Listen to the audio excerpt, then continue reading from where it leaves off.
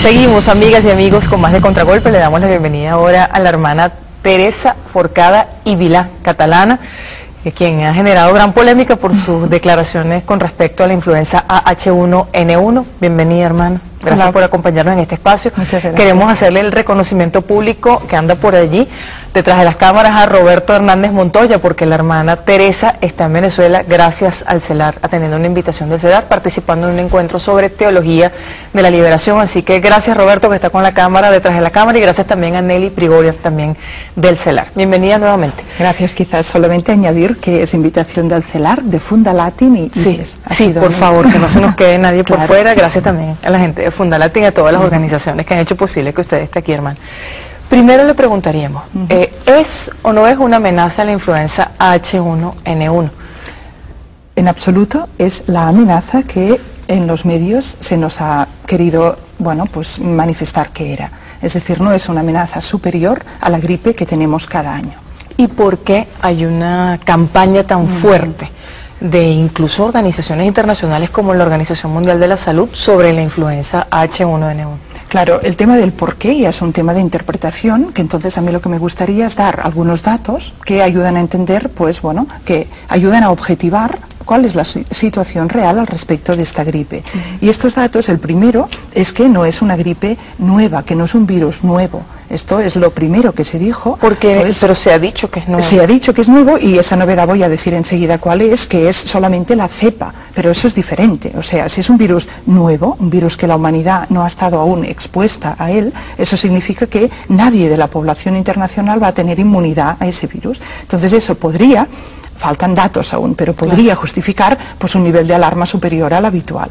Pero el virus, en cuanto al virus A, esto del virus A, cada año forma parte de los virus estacionales. Y luego el subtipo, que se llama H1N1, pues desde el año 77 también forma parte de los virus que aparecen cada año en la temporada de gripe. Solamente es la cepa, y con los estudios que tenemos se ha visto que un 33%, o sea, un tercio de los mayores de 65 años tienen ya inmunidad para este virus, y hasta un 9% de los menores. Es decir, que no es un virus nuevo, sino que solamente es una cepa nueva, y por tanto hay ya parte de la población que tiene inmunidad. Antes de pasar a los argumentos, algunos datos que usted va a dar de por qué hay interés en causar alarma con esto, le preguntamos, le comentamos un hecho cierto, que hay personas que han muerto. En Venezuela han muerto más de 90 personas por la influenza H1N1. Y eso inmediatamente tiene que ponerse en el contexto de cuántas personas mueren normalmente por la temporada de gripe. Yo los datos exactos de Venezuela no los conozco, pero los de Europa sí, y en Europa en una temporada de gripe mueren en la normal, ¿no?, la de cada año, de 40.000 a 220.000 personas. Y esto no son datos de ninguna fuente alternativa, sino pues del centro oficial que se dedica a recoger estas estadísticas en Europa. ¿Por qué tenemos esa variación de 40.000 a 220.000? Es porque, bueno, la gripe no siempre es la misma, hay años buenos y hay años malos. Esta es la gripe normal. En el año bueno de la gripe normal mueren en Europa hasta 40.000 personas. Entonces, de momento, con los muertos que llevamos en Europa, se prevé que la mortalidad va a ser menor que la habitual. Por tanto, es una gripe más benigna. ¿Es una gripe más benigna? Diríamos que sí. Es demostrable con los números, por lo que usted dice. Si una persona pudiera escoger, esto es una metáfora, ¿no?, pudiera escoger entre infectarse de la gripe de cada año o infectarse de la gripe H1N1 de este año, debería escoger infectarse de la de este año, porque se ha demostrado más benigna que la gripe. Va a ser menor la letalidad. Exacto. Vamos a los datos con los que usted quiere aportar para interpretar qué hay detrás del empeño. Podríamos empezar como nombrando un par de irregularidades, ¿no? Irregularidades, que significa cosas que han ocurrido y que, bueno, pues no se han sabido tal como han ocurrido, o que no han trascendido en los medios de comunicación. Y la primera de estas irregularidades sería algo que ocurrió en el mes de febrero de este año en un laboratorio que es norteamericano, que se llama Baxter, pero que tiene una filial en Austria. Esta filial distribuyó a 16 laboratorios colaboradores en 4 países de Europa, distribuyó 72 kilos de un material que debía ser virus de la gripe estacional, un material supuestamente para vacunas de la gripe estacional, y que, bueno, por casualidad, un técnico de la República Checa inyectó a unos animales hurones, ¿no?, con esa vacuna para hacer una prueba extra de seguridad, y todos los hurones infectados, inoculados, todos los hurones vacunados murieron. Entonces eso fue tan sorpresivo que se analizó realmente cuál era el contenido de este material. ¿Y qué se encontró? Se encontró el virus de la gripe aviar.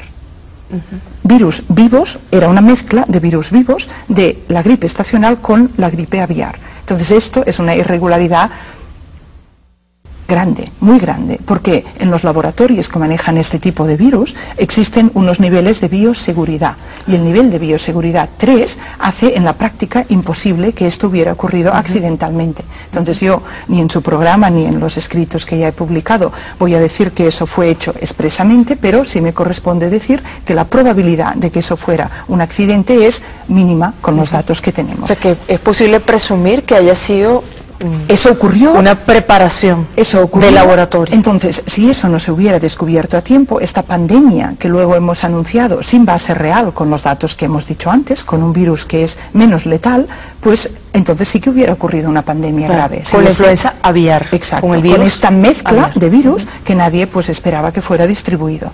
Un dato que nos ayuda a entender por qué hacemos énfasis en esta irregularidad es, bueno, yo no sé aquí en Venezuela si los periódicos informaron de esto que pasó en febrero en Europa, pero los periódicos en Europa no informaron de ello. ¿Hubo censura? Fue algo que es suficientemente importante como para que fuera pues conocido, y no solamente no lo fue, sino que bueno, el Parlamento austríaco naturalmente sí abrió una investigación. Este laboratorio está bajo investigación criminal, de responsabilidad criminal, pero es uno de los laboratorios que fabrican, se le ha pedido desde la OMS que fabrique vacunas para la gripe A. O sea, que sería, es decir, podría interpretarse que se quería crear una enfermedad para luego bueno, eso, hacer comercio con la eso podría cura, ser una posibilidad. ¿Qué otro dato? Y la otra irregularidad tendría que ver con la definición de pandemia de la Organización Mundial de la Salud y de las fases de esta pandemia. Porque, bueno, hay un dato que es el de la mortalidad, que es un dato que nos justifica hablar del nivel 6 de pandemia, porque lo que incluye este nivel no es solamente una extensión geográfica de la infección, sino esta posibilidad de que si la población no tiene inmunidad, pues realmente haya una letalidad muy alta. Pues bien, esto, con esta definición de pandemia anterior, esta definición de pandemia la OMS la cambió en este periodo que llamamos pues en el mes de mayo, diríamos. Entre abril y mayo fue un cambio en la definición de pandemia de la OMS. Antes incluía la mortalidad, y a partir de este mes, es decir, justo antes de declarar pandemia a esta infección por la gripe H1N1, esta definición desapareció el requerimiento de la mortalidad. ¿Por qué cree que hubo este cambio en la Organización Mundial de la Salud? Bien, si esta definición hubiera mantenido en su fase 6 el impacto sobre la población, entonces no hubiera sido posible declarar una pandemia con las condiciones del virus del que estamos hablando. ¿Y por qué es importante declararla o no declararla? Claro, ¿qué cambio hay ahí formalmente? Hay unas consecuencias políticas de la declaración de pandemia. ¿Cuáles son esas consecuencias políticas? Y consecuencias políticas serían, de acuerdo con los documentos que se llama el Reglamento Sanitario Internacional de la OMS, esto fue redactado en el año 2005, pero entró en vigor en el 2007, ahí hay, bueno, el artículo 12, el punto 3, que indica: en caso que exista una pandemia, y solamente en caso que exista una pandemia, la OMS puede no solamente dictar recomendaciones a los países miembros, sino dar órdenes, lo que en la práctica equivale, bueno, pues a la posibilidad de que se pudiera instituir una vacuna obligatoria. Una vacuna obligatoria significa, por ejemplo, pues adquirir esa vacuna a los países con un costo en un momento de crisis que, bueno, yo creo que es de mucha importancia poder debatir si eso se está realizando con los datos científicos necesarios.